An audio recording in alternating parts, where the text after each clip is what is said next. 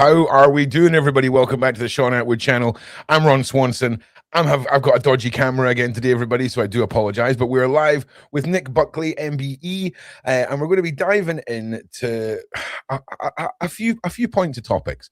The global forces and letter groups, secret societies, the allure of power, politicians, and the elites. And we're just going to sort of have a little discussion about that today, Nick. But before that, how are you? And please introduce yourself. It's great to have you here. I'm good. Thank you for the invitation. For people who don't know me, I'm basically nobody. but I am. I'm just a kid off a council estate. Went to a failing school in Manchester. Scraped by school. Didn't go to university.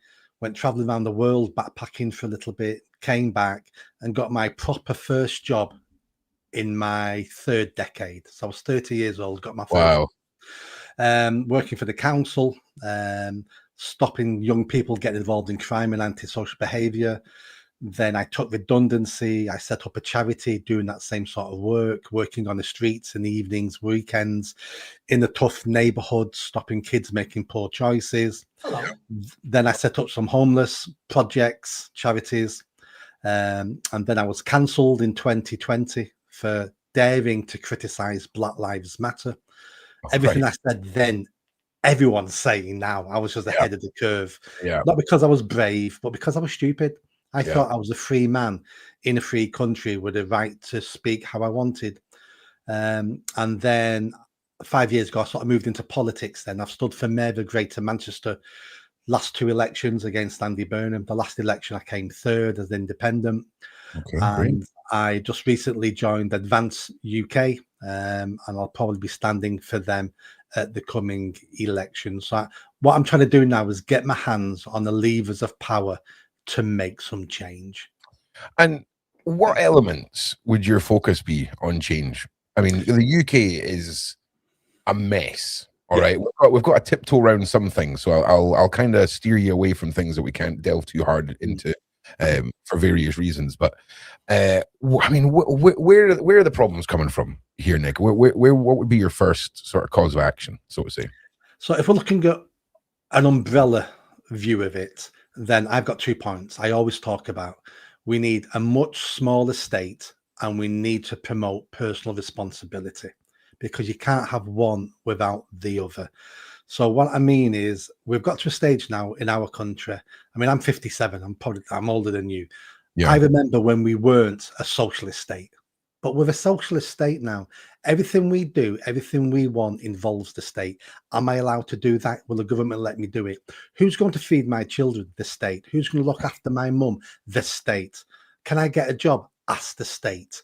It never used to be like this. It used to be where English men, British men and women were kings and queens of their own castles. And we never asked permission to do things unless the law said you couldn't do it. And we would run our own lives. We would make our own choices. We'd raise our own children the way we wanted to raise them. Sometimes correctly, sometimes incorrectly. But I say to people all the time, the greatest thing about you running your life, even if you make mistakes, is if you make a mistake and damage your life, you made that mistake. It means you can change that mistake. If you give all the power over to the state and they make mistakes, you can never change a government making mistakes. So I want to shrink the size of the state. I still want social benefits. I still want a welfare state. I've seen real poverty. I don't want that. But our welfare system is turned into a destination of choice. People are making a choice not to work and sit on benefits and have a half-decent life. That's destroying them. I want more kings and queens, British kings and queens, running their lives, running their families, running their communities. Do you think, though, that when it comes to corporations and how things were, you know, when I was growing up, there was a corner shop that sold the fruit and veg, and then there was a little newspaper shop and things like this, and all of that is turned into franchises. You know, everything is becoming this globalized monster, if you will. When it comes to jobs, right, we're losing the lower tier jobs to AI and self-service and things like this. Do you think that we're entering into an overpopulated, I don't know what the right word is, but not enough jobs available at this point. And what can we do to kind of solve all of that? So every time we invent a new technology, we're always fearful that's going to be the end of jobs. We Right. had it with the Industrial Revolution, that's where we get the word sabotage from, because French, what were they, working on machines, would throw their sandals into the cogs, and those sandals were called sabage. That's where we get the word sabotage, Oh, really? trying to break the machines to keep their jobs. We've always had this. That's interesting. And what tends to happen is technology does remove so many jobs, but then it produces other jobs in other ways we never could imagine until those jobs were invented. So we do need to be aware of that. And a lot of the low skilled jobs will go. And there's many jobs we've got now available in the country that don't need to be done by people. So when we say we need immigrants to pick fruit, we don't need immigrants to pick fruit. We have robots already. Have you ever seen a strawberry picking machine? Yep. These little robots with like 18 arms go out and just pick red Yep. strawberries. So, we can replace those jobs. We're having less children. So, the native population now is having 1.4 children per couple, and it should be 2.1 for replacement rate. So if we could just run the country better, many of our problems would be managed, and we could manage it into a better place. I see where you're going with that. But again, for me, it's just seeing this destruction of, the Ubers are destroying the taxi drivers, the AI's replacing office jobs and things like this. It's a frightening one, and I'm a big believer in new technology will bring new jobs and things like this. I'm fully on that. But it's a scary slope with the AI and the replacing of humans so abundantly. I was literally just watching a video of a falsely identified man in Las Vegas that was identified as a trespasser with 100% face match from an AI piece of software, falsely arrested and all this kind of stuff. And I kind of feel like we're entering into the future of, they don't want the peasant level humans, us, having to think. Okay, if they can give us a job where we're just pushing a red button when the red button lines up or lights up or whatever, just to make sure the AI has gives us something to do. I feel like they don't want us thinking for ourselves, even in. It's going to head towards, even with the legal stuff, with the threats of digital IDs, and just what you were saying there about you getting cancelled. If this had been in 2025 when you'd said these things and you'd done them on social media, you might be in prison right now. What's your feelings on all of those things, the control of the nation, whether it's free speech or digital IDs? So we're a creature that likes to control others. That's why we have kings, monarchs, dictators, tribal leaders. We always want to control the tribe. Not everybody, a good 5, 10, 15% of people in any group want to be leader. Most people don't want to be leader. They're quite happy following if that leader's competent.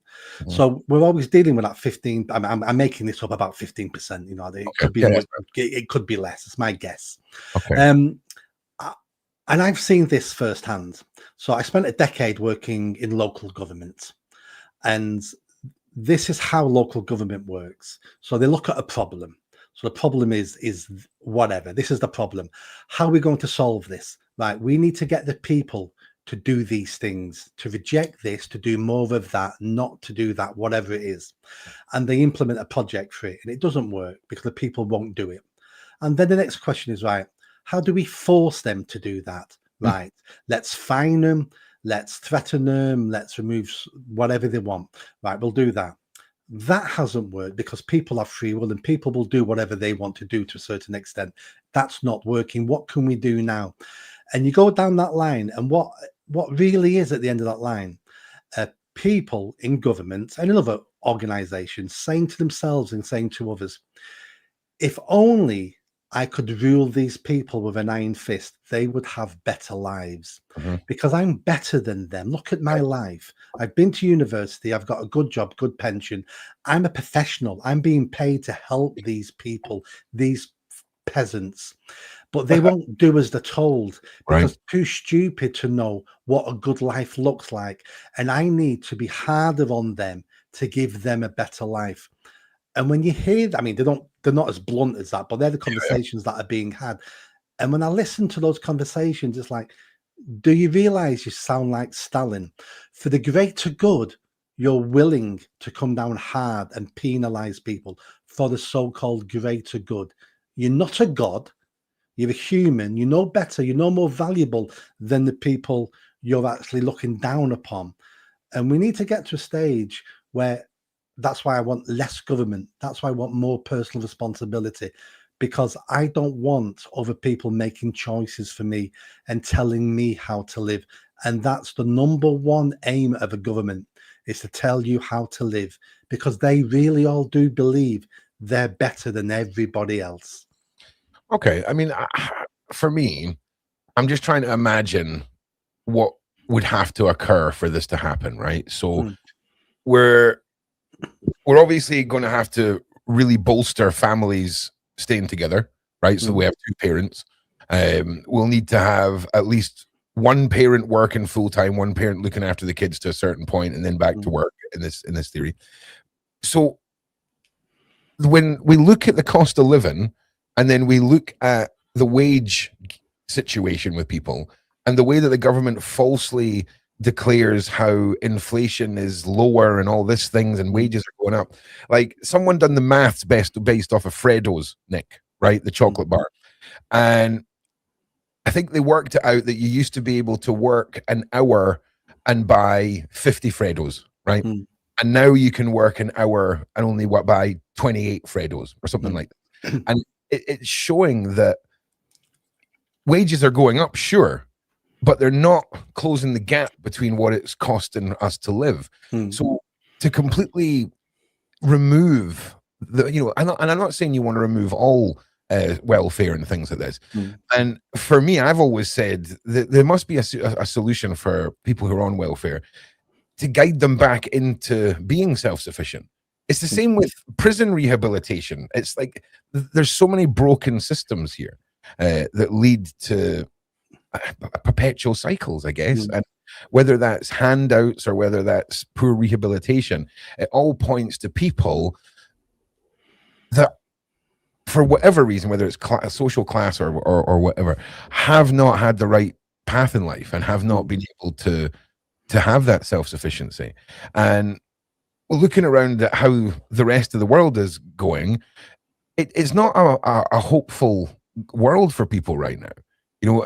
What we're seeing in this country is we are now secondary to anyone who may wish to come over here through whatever means they see fit.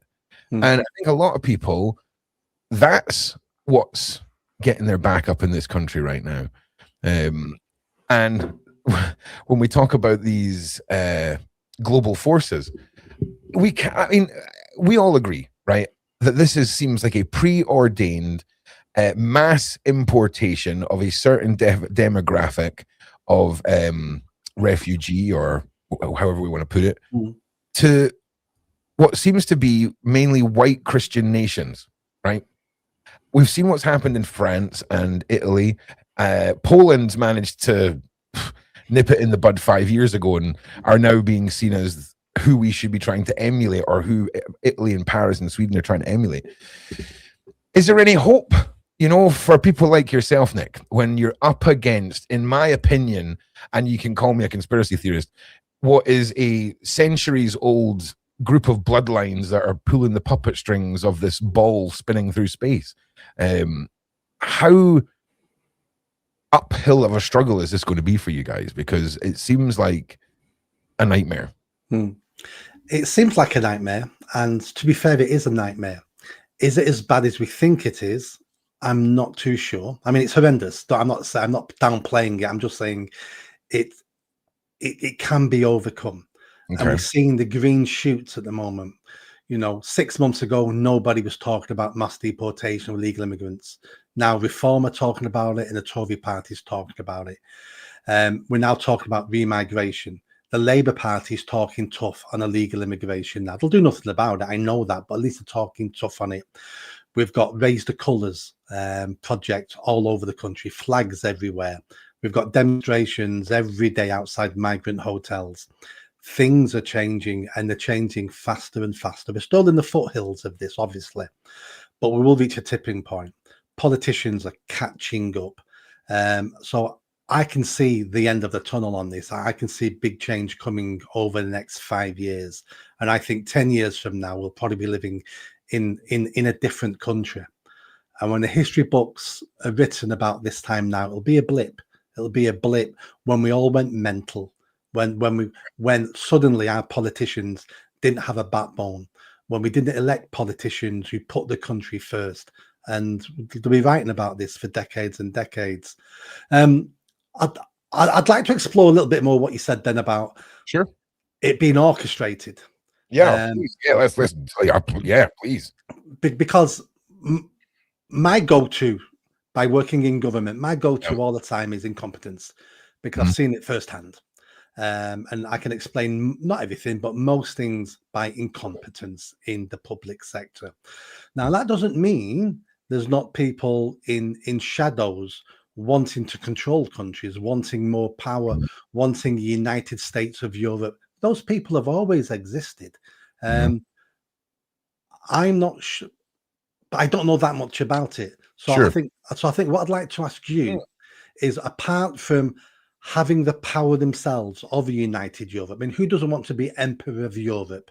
You know, most people have done, ranging from Napoleon to Hitler to whoever. People have wanted to rule continents. Of course they have. Who are those people you think, or which organizations do you think now are the representation, the new modern version of those people? Well, we can definitely talk about the organizations. Some of the family names we have to redact, sadly, because of their capabilities of shutting people up. But Nick, for me, I don't believe that once you get to a certain level in politics, any of it makes any difference. I believe everything has been preordained and planned. The Jeremy time, when we were all locked in our houses, a prime example of the NHS advising people to be injected with poison. You know, I had to, when my daughter was born at Christmas, I refused. I mean, it was an absolute scene in the hospital because I was refusing any doctors to do prick tests, anything. And they were like, oh, well, you should trust us. We're the NHS. And I'm like, I should trust you. You're the NHS. What about all of the vaccinated victims that you trusted? And for me, there's no excuse for what is happening in this country. It is far beyond the point of debate that this wasn't orchestrated. If the government wanted to stop this, they would just get people with large sticks with points on them, okay, to just pop the boats, all right? There's this thing called international waters, right? There's so much that can be done. France has now been talking with Labour, and if the new 30-year-old president gets voted in, they're going to do a one in, one out deal with the UK. So how does that solve a problem if you've got 5 million people that shouldn't be here and you're swapping them out for another 5 million people that shouldn't be here? When we have infrastructures that are being crippled by citizens being, the foreign nationals being funded by our taxes, it's beyond treason. It's beyond anything that I can comprehend. And for me, that is what I see as the most blatant form of orchestrated activity, is this mass importation, because it's happened in so many other countries. I don't know what the end goal is. I used to think that it was get as many people imported in, create some terrorist moments to have the public beg us to be saved, and we'll give us the digital IDs if you save us. Send away the foreigners and we'll take the digital IDs. That's what I thought was going to happen, but it's way past that now, man. We're talking about an army that's been sent over here, and not just here, and the whole ethos behind the people that are coming here does not line up with our entire culture. And that's what scares me, because I never thought I'd see the day where we're discussing Sharia law being part of the UK. The suffragettes went through quite a bit of shenanigans to make sure women got the vote, and we're just going to just turn all that back for a foreign invasion. It's mad. So that's my most recent thing that points towards this, a whole. But Nick, I'm gonna take everything off the table here. This comes down to something that is a little bit more unknown. Okay, this isn't just about money. This isn't just about power. There's mystical and occultish forces that intertwine with all of this. We've seen it in Hollywood. We've seen it with politicians, whether it's record labels having ceremonies done over music lyrics and all of this kind of stuff. The testimonies are wild. And when you see individuals like Michelle Lamy, who's one of this fashion icon, Nick, and she is a very evil woman when it comes to her practices. The deities she worships and stands for are very dark, and these are the people that are rubbing shoulders with the elites, the politicians, the Podestas, the Clintons, the Lady Gagas, all of this. So you got to ask yourself, if you decided you were going to go and hang out with somebody that looked like a crazy satanic black-fingered witch, as a politician, right? Would you not think to yourself, that's not going to look great for me, hanging out with them? That's probably one picture in the front of the sun. I'm probably going to be done. Do you know what I'm saying? So what is the allure that puts that worry and pacifies that to the side? Well, she's a fashion icon. She's an artist. She's this, it's that. But is it the allure of the occult? Is it the allure of the thing that money can't buy? That's what I think draws a lot of these people in. That's what I think a lot of what took place on certain islands has to do with all of this. So for me, I think there is a very large global plot. I couldn't sit here and frame out what I think their entire end goal is. But I'll be honest with you, I have never seen a year like 2025. Evil has done great this year, right? Charlie Kirk, eliminated. Virginia Giuffre, eliminated. Like the weirdest ever war that started, right?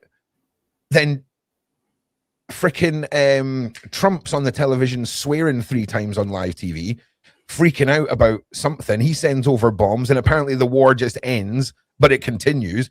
There's so much of it seems like decisions made off of a panicked politician making it. It almost seems frantic to me.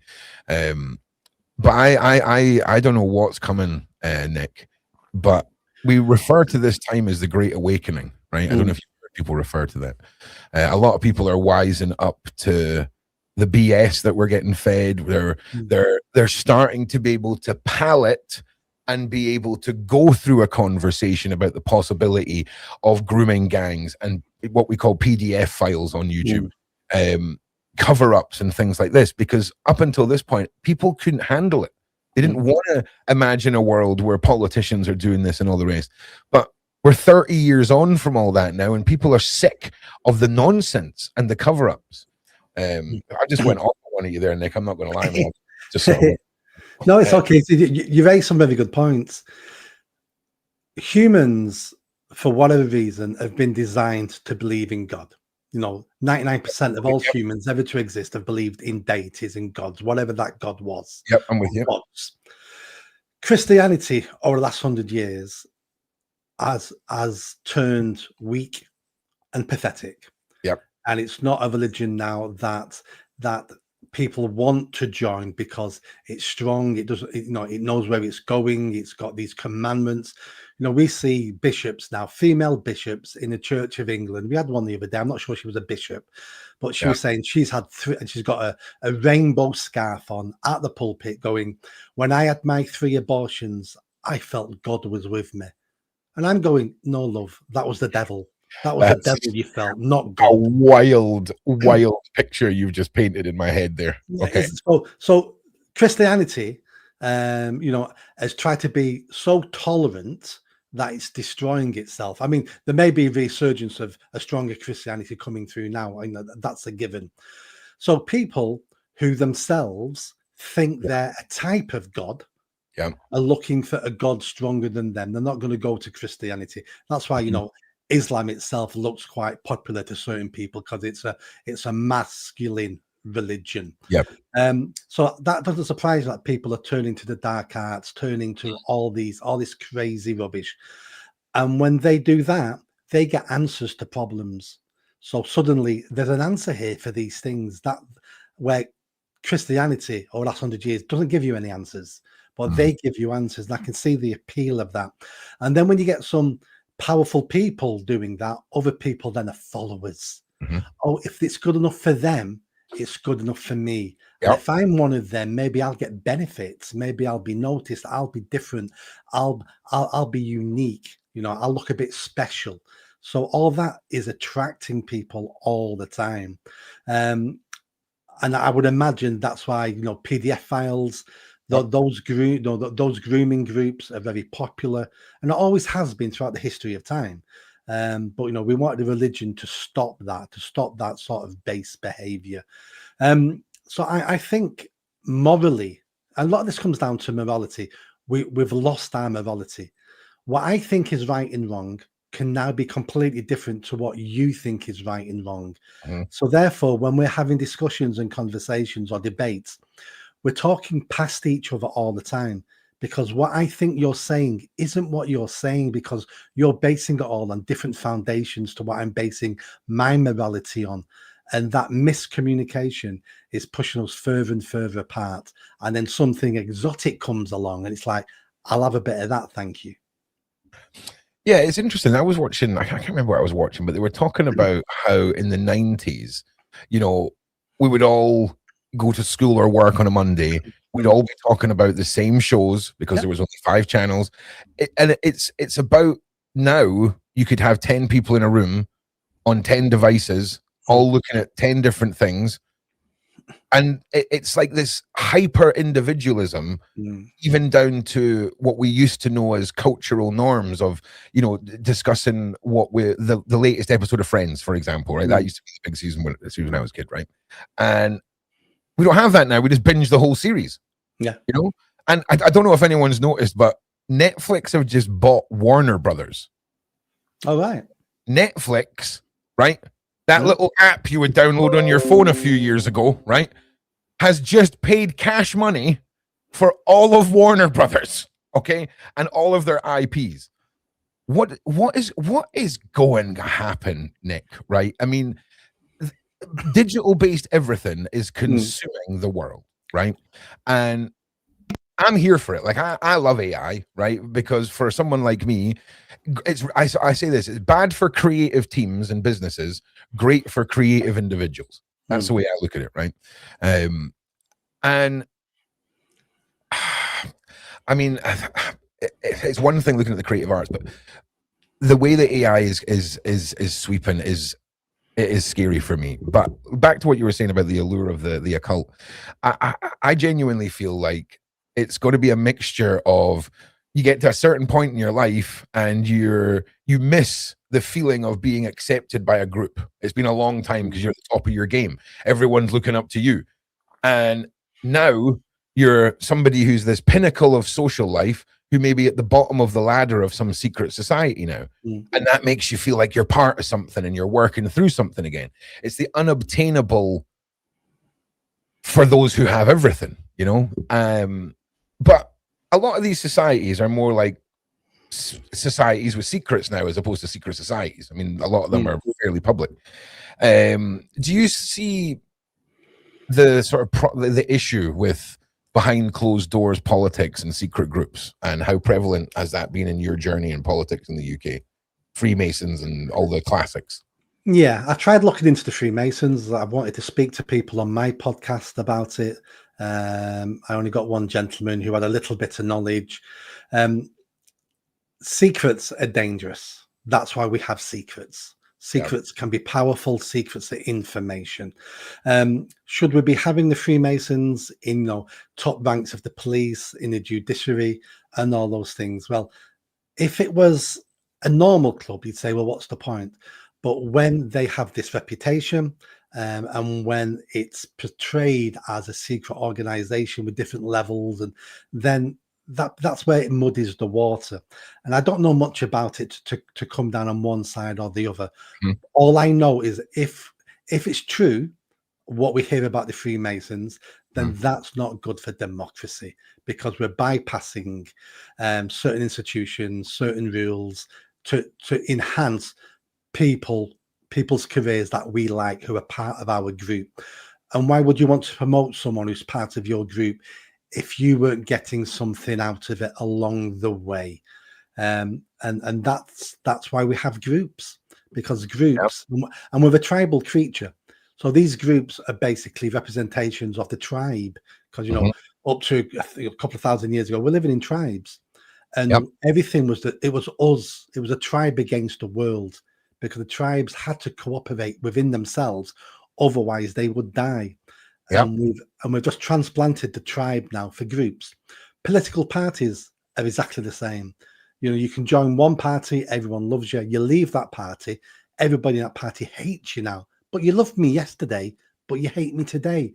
So it's this tribalism we're looking at all the time. But the secret societies themselves, I am sure there is shadowy organizations out there, some we've never heard of, some we may have heard of, who are trying to pull strings, who are trying to influence politicians, who are trying to buy politicians, and maybe even plant politicians lower down in the hope and funding them to go up the ranks and suddenly be, a serious politician, even a prime minister. I'm sure all that's happening, because why wouldn't it happen?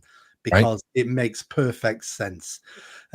We see foreign countries doing this to each other, planting long-term sleepers. Of course. Yeah. So organizations, shadow organizations will be doing this themselves. And then we've got to think about, well, we know what a foreign organization wants? It's usually our enemies, and they want the destruction of the UK. That makes sense. What would another organization want? Well, they either want money, power, or both of them. And having people at the top of government, top of industry, top of all the institutions offers you opportunities to influence the people who have the money, who have the power, and that then can benefit you in your group in many, many different ways. So that's definitely happening. Absolutely. Of course it is. It's human nature. How we go about highlighting that, and how we go about identifying people, and how we go about stopping that is a serious conversation, that the country needs to have. Yeah, honestly, I make the joke that it's going to take a natural disaster, like a solar flare that knocks out all the electricity, and we're back to the Stone Age, right? And I'm sorry to say that there'll definitely be some swift elimination of problematic politicians, judges, and things like this. Not by me. I'm a very calm individual, but I'm just saying it's the apocalypse in this scenario. That's what it's going to take, right? Because we are so cooked at this level of society, Nick. Like, this is the thing. People, when they talk to people like you, or they talk to like a regular policeman, or a local MP and things like this, these are normal people. Okay, you're all normal people. Okay, and it's when you start trying, and I used my friend John Wedger as an example of this. Joined the police force, right? And seen the child protection side of it all, how horrifically underfunded. Like he said, and then he said this, I'm paraphrasing here. He said the training was 5 minutes on, child safety, but then a 3-day course on knowing how to do the appropriate handshake for the cultures that are in the UK so as not to offend anyone. So he went into the child protective aid side of it all, realized how corrupt it all was, realized how many judges and policemen were covering up the criminal acts of gangs and individuals. He became a whistleblower and was told blatantly, and again, John may not have said this, or he may have, I'm paraphrasing, the literal government came after him. Okay, his life was in danger, all the rest of it, and he's doing great work now. I mean, I do a podcast every week with him, and he was telling us yesterday about, is it JBL? Is that the website? It's a new, anyway. I've got that wrong, but I'll stick a link in the description. And the way that people are now looking at stuff that John's been talking about for the last decade is completely different. We're seeing traction now on cases that one's from like the 1960s out in Ireland that we covered on the podcast that's been reinvestigated because of the work that John's got snowballed. But do you think that individuals are like yourself, like John, when he joined the police force, are just not prepared for what lies ahead? Because it's going to be, you're going to see something, or you're going to hear about something and have to shut up or put your life in danger for it, or you're going to have to sell your soul. I mean, that's the way I see it. Unless you just stay at a certain, level, you know what I'm saying, of politics, because it's all dirty to me, Nick. Once you get up to the Downing Street level, do you know what I'm saying? It's just, there's no excuse for the Jimmy Saviles. There's no excuses for the Prince Andrews. There's no excuses for that big fat dude from the 80s. What was his name? I can't remember. Civil Smith. Thank you. Yes, that monster. Yeah. It's all, we've done a timeline, me and John, of people that were in the police force in the 50s that are now judges in the 70s that made terrible decisions that allowed children to be damaged, that are now handing out pitiful sentences or freeing individuals. It's bonkers, you know. And for me, that's what people like you are about to come up against. Yeah, I mean, the biggest lesson I learned was when I joined the council. Okay. And almost immediately I realized almost everybody was working with idiots. And I went into that job thinking, I'm going to be working with the cream of the cream here. They're going to be intelligent. They're going to be dedicated. They're going to be fantastic. Yeah. And I realized that most of them are idiots. The vast majority of them didn't care about anything they were doing. Even safeguarding, it would be, no, I'm going to tick this box and then I'm safe. And I don't really care about, is that person going to be safe over the weekend? I've ticked my box. I've sorted myself out. Where I was the opposite of that. And I only lasted a decade. I had to leave in the end. Yeah. And even when you're dealing with the politicians, I've dealt with politicians all the way from councillor all the way up to deputy prime minister and prime minister. I've dealt with them all. Wow. And none of them take your breath away. You realize, higher up you go, you realize that they become more and more average intelligence. Lower down, they become even less intelligent. But, you talk to MPs, you talk to ministers and prime ministers, none of them are rocket scientists at all. Yeah. But subconsciously, we think they are. And we always expect better from them because we think they're the cream of the cream. They're not. They're just like everybody else, as stupid, as flawed, as silly, as daft, as drunk as everybody else. But then talking about looking at the evil and who speaks up. We read this in history books. We see the people who were working, at the concentration camp guards in Nazi Germany. Yep. They were having to get drunk every single shift to do their job because they didn't want to do it. The morality was pulling on them, but they weren't willing to walk away. They weren't willing to not do the job. There was no walking away, Nick. Let's be honest, right? Exactly. Yeah. There was either put them in there or get in there yourself. Those were your choices. Yeah, but also, I'm not defending the Nazis. Yeah, by the way, we're just two guys having a conversation right now. Okay, okay. Yeah, but the point I'm trying to make is they had to be drunk to do that job. Yeah, you can understand that. You can understand. Yeah, no, of course, and that's because they weren't automatically evil. They weren't. No, I'm sure one or two were psychopaths, laughing and smiling while they were doing. There was wads. There was wads. But I mean, but like what I just said there, but the point about the average Joe, right? Yeah. I mean, it's not the super most evil, most corrupt officers that's going to be the average Joe back then doing that. It's going to be the freaking 20-year-olds and 25-year-olds that are getting dragged in for the service. So I imagine it was quite harrowing for everyone involved. You know what I mean? But you know, I'm sure some of them were off their nut though. I mean, I gotta say, sure they were. I mean, there's only a small percentage of people who you'd class as brave and heroes. Maybe it's 5%, maybe something like that. And you know, we see those people. Your friend John, the ex-copper from London, Maggie Oliver. You know, there's quite a few people you can point to, but most people are too cowardly to ever stand up and put their head above the parapet. They may have internal fights with themselves. It may lead to depression and suicide, but they would never, ever stand up. And I remember seeing this when all the Jimmy Savile stuff came out. And I remember famous people from the BBC and I think it was, what's she called? She started up Childline. Oh God, I'll Google it. Hang on. Yeah. She started up Childline. Esther Ransom. That's Esther Ransom. Esther Ransom. You beat Google. Mate. And I remember her on TV being interviewed and asking these questions.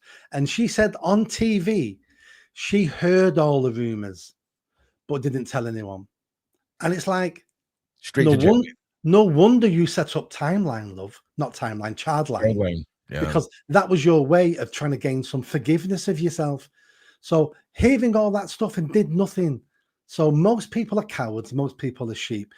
I see it another way, Nick. I see it as she got found out for knowing about it, said that she turned a blind eye, was very much in the knowledge of it, and created the UK's largest network of access to UK vulnerable children to pass off to said PDF overlords. That's how cynical my world is, Nick. Because there's no turning a blind eye. Okay, there's no like it's the excuse. I'm done with the excuses. So if anyone who was part of that era who knew and turned a blind eye, like there should be criminal like consequences for allowing a child or a vulnerable person to go through what they went through just because you're a shite bag, basically, Nick. Do you know what I'm saying? And it's bonkers. It's really up there with the women that falsely accuse men of the R word. It's the same as that. It's a life destroyed because of an action of another person, and they both should be subject to criminal repercussions for sure. But that's just the way I see it, because you just can't. We see when you see, if we were to sit down and get a cork wall and get the red string out and the tacks and go full 1960s like cop duo on this, your faith in humanity would just be over, Nick. Because when you see it, and you see all the politicians and the police who are now judges and the politicians who are now this or that, and how they have rubbed each other's backs throughout all of it. It's bonkers. And then I completely agree with you. I mean, I look at humans as nasty, evil, violent creatures. I like to think that I understand human nature quite a bit. So these things don't surprise me. I've spent 2 decades trying to overcome some of these things to make sure we can stop people being cowards. I mean, that's why we need to reward and we need to respect heroes, people like John and Maggie Oliver, because if we persecute heroes, then we'll have less heroes in the world. We need to reward heroes for being heroic. And that's why all our myths and legends are always around individuals who go above and beyond, who put their lives on the line for people, usually people they don't know. That's what makes them heroes. And we need to get back as a nation to celebrate those very rare human traits. You know, you mentioned, actually, let me just before I bring up that point again, what was the thing? No, my ADHD is all over the place now, and it's erasing everything that I'm thinking about. So I'll go back to your previous point. Earlier on, you said that we were a kingdom, and it was people wanted to be kings and all the rest of it. And really, we are kind of the first free thinking humans, because a lot of people don't realize kingdoms, the castle with the wall around it, you ain't leaving those walls if you're one of the peasants. Like you're not just knocking on the drawbridge and going, "Oh, I'm nipping out. I'll be back in a couple of days." There's none of that. There's none of that. So you're in there, and the psychologists have questioned whether or not humans do better when they're just told what their class is and told what to do. Right? I mean, I strongly disagree. Right? But I love the human experiment. You know what I'm saying? Like I love it, and I think to myself, have we as a nation had all of our free thinking, our liberties, and our ability to be who we want to be weaponized against us, right? Because everyone has rights. Everyone, as soon as you touch British soil, you have rights, all this kind of stuff. And I feel like it's gotten to a point of madness now. Like children are having Easter taken from them. Okay. Like if I go to Dubai or if I go anywhere, I have to fit in. Do you know what I'm saying? I have to fit in or it ain't going to be good for me. And it really frustrates me that the country that I've lived in I'm not a Christian. I'm a pagan. Do you know what I'm saying? I have very different gods. I believe in all the gods. But as far as the UK goes, Jesus, a guy that is like peace and love and Easter and Christmas, I'm okay with that. I'm okay with that. I'm okay with the Christian country that I grew up in, even though my religion's very different. You know, one of my gods is a freaking war god. You know what I'm saying? How do you fit that into 2025 when you're a podcaster? Do you know what I'm saying? So it's scary to see, oh, well, if Britain doesn't care about its religion, we'll just completely assimilate it into something else. And that's a scary thing for me. And you actually scared me a little bit, Nick, when you were talking about 5-year plan, 10-year plan. There ain't going to be a 5 or 10-year plan. There's going to be, in my opinion, the history books are not going to be talking about a blip. They're going to be talking about the last civil war that took place in Britain that occurred in 2026 or 2027. And it's a scary concept. It's a scary concept. But I said this to you, Nick, and I said it to my viewers, where is your guys' line on this? Like, is it going to be too much when it's 5:30 in the morning and you're woken up by a certain religion's call to prayer? Is that going to be where the line is? When is going to be your line? Ask yourself, because we said before the show, Nick, I mean, 50 years ago, 100 years ago, things wouldn't be happening like this. It would be seen as an invasion. It would be seen as an infringement of our lifestyle and rights. But because of the modern world, it's refugee status and it's other things. Look at Poland. They took in 2 million refugees from the Ukraine, 2 million, mainly women and children, because, you know, the men are fighting a war, Nick, you know, makes sense. So that's what I think is terrifying a lot of people right now. The elderly. I've got friends who used to love going walks. They can't go on walks anymore because they're too scared. Let me ask you this, Nick, right? As a crazy long-haired dude on the internet and you as a politician, how would you feel about legalizing very powerful tasers for every woman in the UK? I can see the pluses for that. But what we've seen when people carry weapons is criminals normally take the weapons off the person, because the woman carrying a taser would be very hesitant to use it. I'm not saying she wouldn't use it, but she would hesitate. That hesitation is all that violent nutcase needs to take the taser off her, and then she's even in more trouble. And those sort of answers to these problems for me are secondary, rather than trying to deal with keeping that woman, keeping herself safe. Why don't we, the country, men in general, the state, the government, why don't we solve the problem itself? Because women have been asking for that since they got the vote. So now that we've had 50 years of no one listening, right? Yeah. We now need to push that aside because we're no longer asking. We've been asking for decades. Okay. So no one's listened. So now it's drastic action. So what I would say to that would be a mandatory firearms charge of a minimum 10-year sentence for any man using a taser. So if that person was to take the taser off the woman and decided to go and assault her or whatever, he's going to have to think about an extra 10 years getting slapped on him. Because I don't know what world we live in, but the world I'm living in now, my daughters and my female friends are scared to live their life.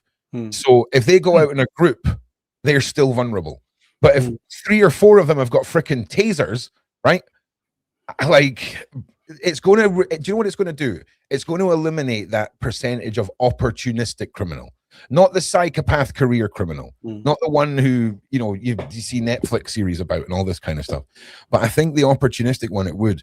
I also believe that teenagers should be able to hand in knives in exchange for pepper spray, and they can just go pepper spray the hell out of each other and have their gang warfares with pepper spray. Knives for pepper spray, okay? Because we need radical solutions, bro. Like, we need radical solutions because nothing's getting any better, you know. And again, that would be my grassroots solution for this thing. I mean, arm the women. I get that, but I would rather deport all the illegal migrants in the first place. Yeah, let's do that first. So that will solve, you know, 80% of these issues. Deport all illegal migrants. They're all gone. And then why don't we bring back life sentences for male perverts who rape women? Why don't we bring back the death penalty? I would like to see. I don't mean the old death penalty. I mean a new one, a modern one. Yes, Nick. I've already designed it. A massive food blender right in the middle of London. You wheel that out. They get lowered in feet first. By the time the public see one of those happening, sexual crimes are going to drop by 90%.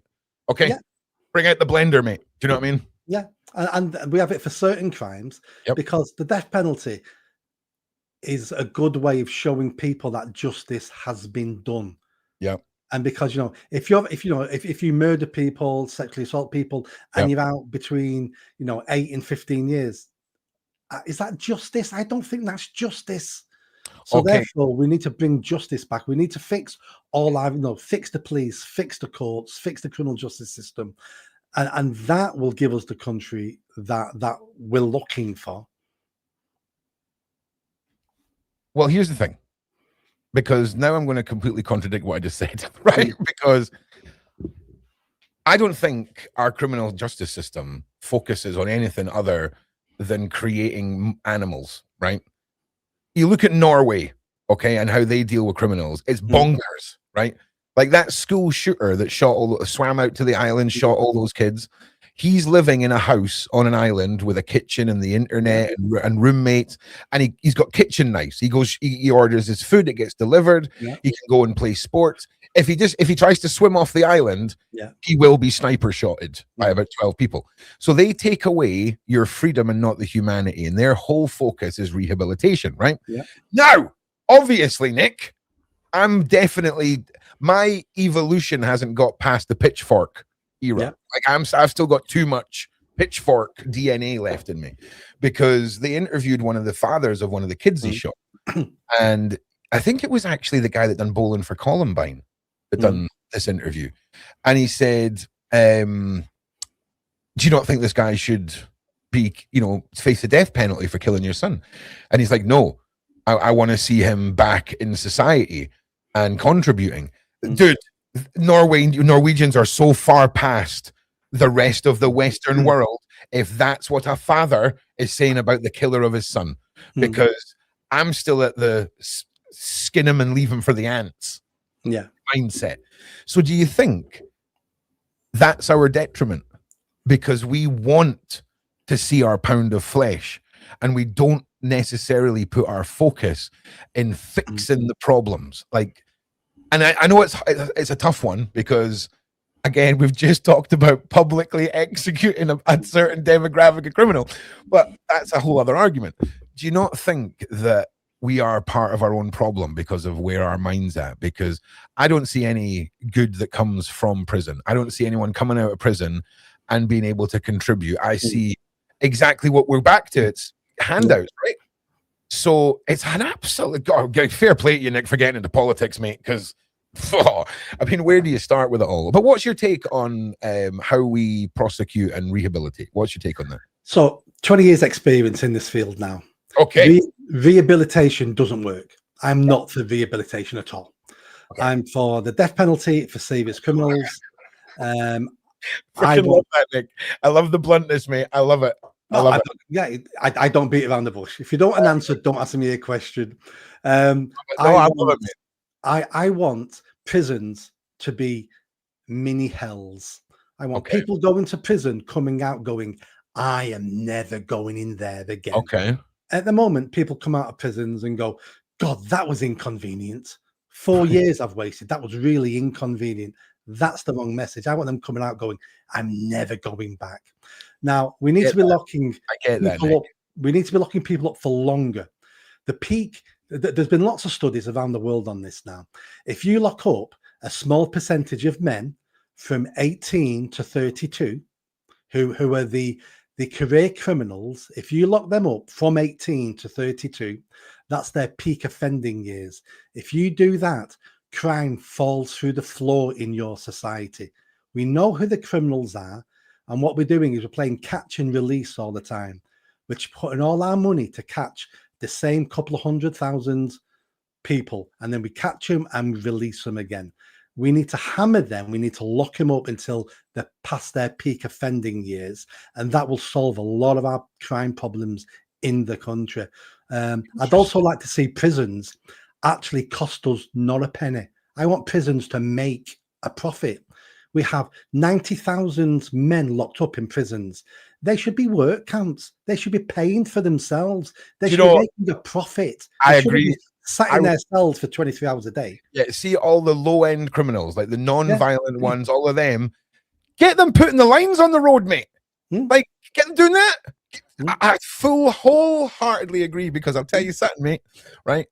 See the low-end lazy, right, rattling Valium-fueled criminal enterprise shoplifter criminal, right? He ain't going to want to work 12 hours a day, bro. He ain't going to want to lift those bits of concrete, man. And yeah, that would be another one of my many. I could stamp full of approve some workforce stuff for sure. Because why not? Do you know what I'm saying? Why not? We keep treating criminals as if they're victims as well. And I'm adamant they're not victims. They were born, or they live in one of the greatest countries ever to exist on the planet. They've had all the opportunities put in front of them that everybody else has had. They've had a free education, free NHS.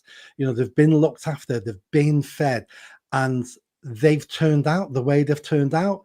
Well, cry on someone else's shoulder. I don't want to listen to your pity story about why you're a criminal. What we're going to do is we're going to lock you up until you're no longer a danger to decent people in a decent society. Damn. Yeah, I'm telling you, that's one way of doing it, Nick. You're not wrong, and I can tell.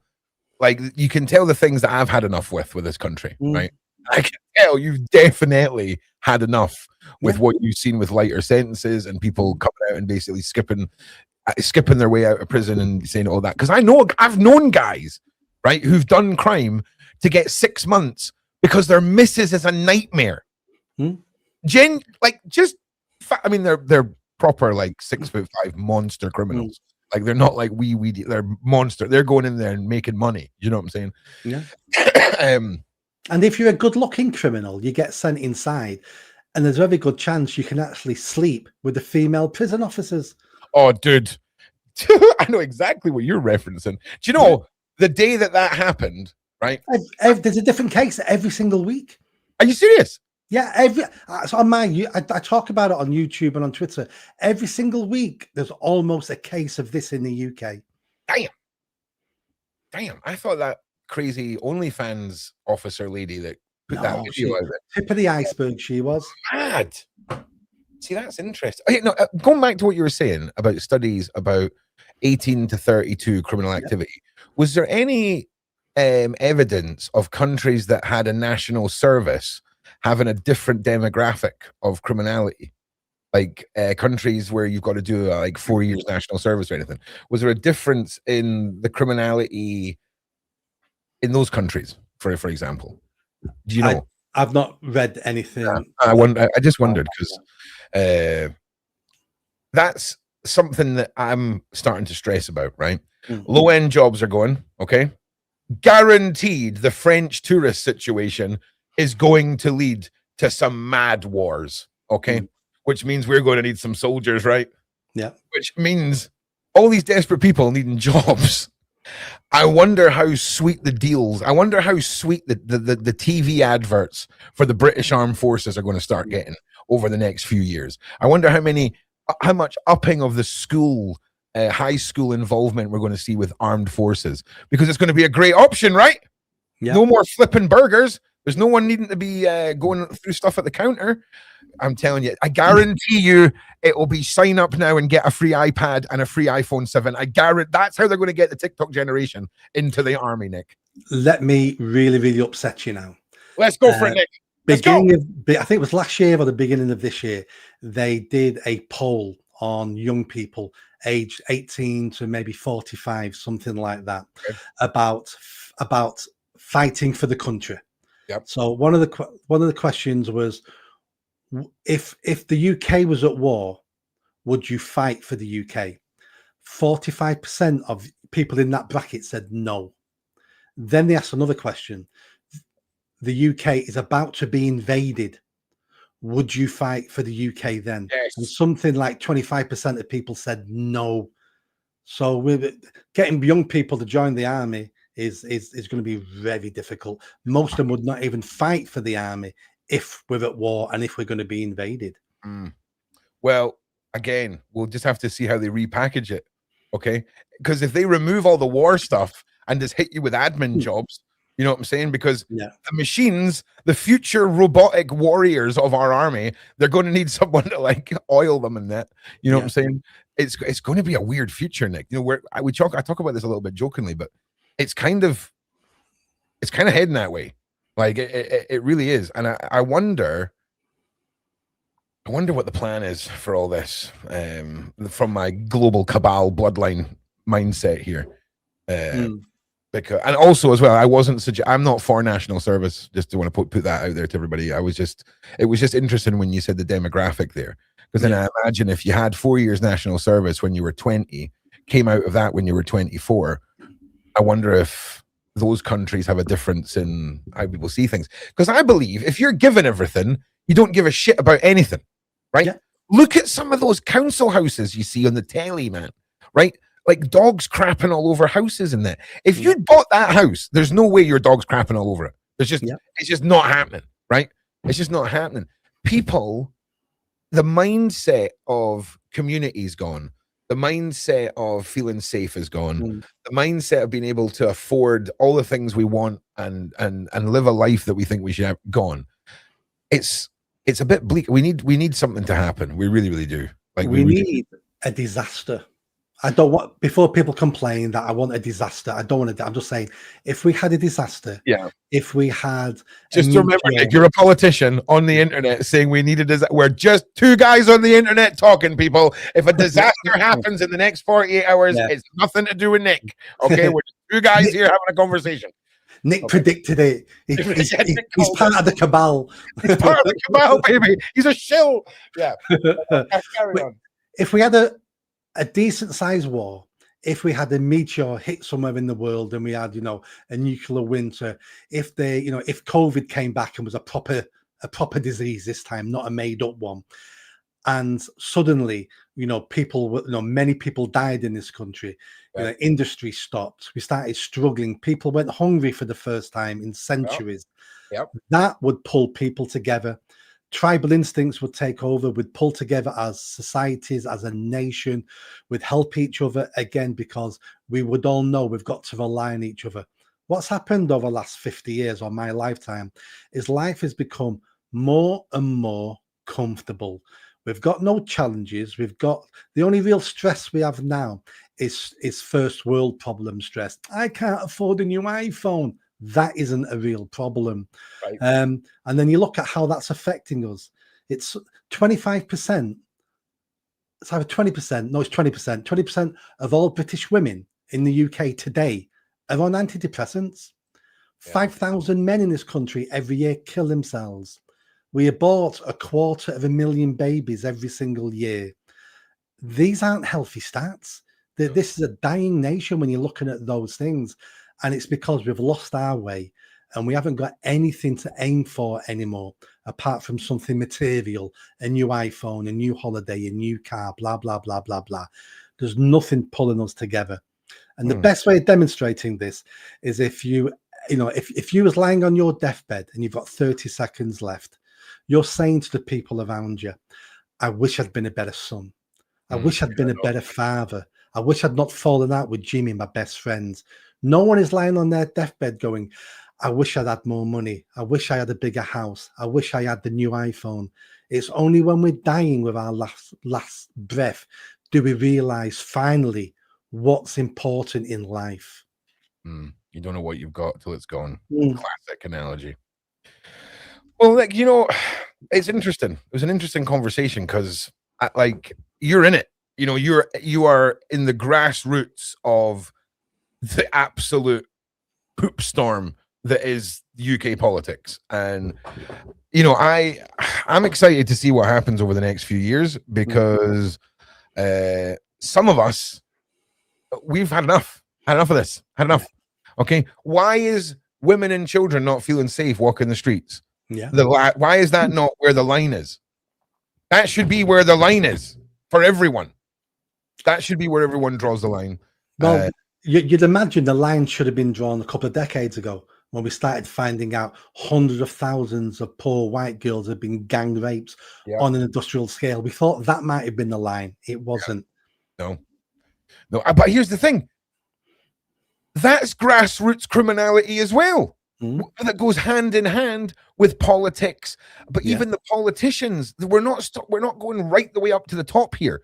You know, the stuff that happens right up at the top, we don't even hear about, Nick. Yeah. Okay. We see it in the Epstein case, or we see it in the Diddy case. But isn't it interesting that in the grand scheme of the PDF files, the cabal, and the secret world, it's okay for you to be a pervert. Epstein, he's a pervert. Diddy, he's a pervert. The minute a global conspiracy starts to even get whispered, it is shut the frick down. We've seen it in the Epstein case. We've seen it with the Diddy case. And isn't it so convenient that Virginia Giuffre wholeheartedly, definitely unalived herself? Sure. Biggest load of crap I've ever heard in my life. She was the walking loose end of a royal family scandal and the biggest human transportation ring case in history. The very definition of a loose end. And again, someone's just brought up the McCanns. Sadly, we're out of time for that one. Well, just 20 million. Let me end on this. Yeah. So if you can have a politician who takes us into an illegal war in Iraq, which leads to the death of over 1 million people and British soldiers, and then ruins international relationships for decades and causes migration flows. If politicians can do that at the drop of a hat, do you think they'll think twice of offing you? Mate, thank you for being here, Nick. That's the soundbite to end it on. That was beautifully done. So listen, thank you for being here, Nick. It's been a great conversation, and I wish you all the best. You know, and I hope everything goes well for you with what you've got going on, politics-wise, job-wise, career-wise. What's going on YouTube-wise for you? What have you got next coming up? Content. I'll make sure all your links are added as well. Here we are. We're at Bosch. Yeah. Well, I put probably 2-3 videos out a day, some long-form interviews, some just short clips of me moaning about something. So follow me on that. And here's an offer you can't refuse. If I ever become a politician and get elected, invite me back on, and I'll tell you what's going on behind the scenes. If I'm elected, I'm going to be everyone's nightmare. Okay, well, you got a promise to make me chief of the secret police then. Right. Okay. Right. Nice one. Okay. Right. Thanks, Nick. Thanks to the mods. Thanks to the Shaun Attwood channel. Thank you all at home. Thank you all for being here. Like and share, and we'll see you all in the next one. Take care, everybody. Cheers.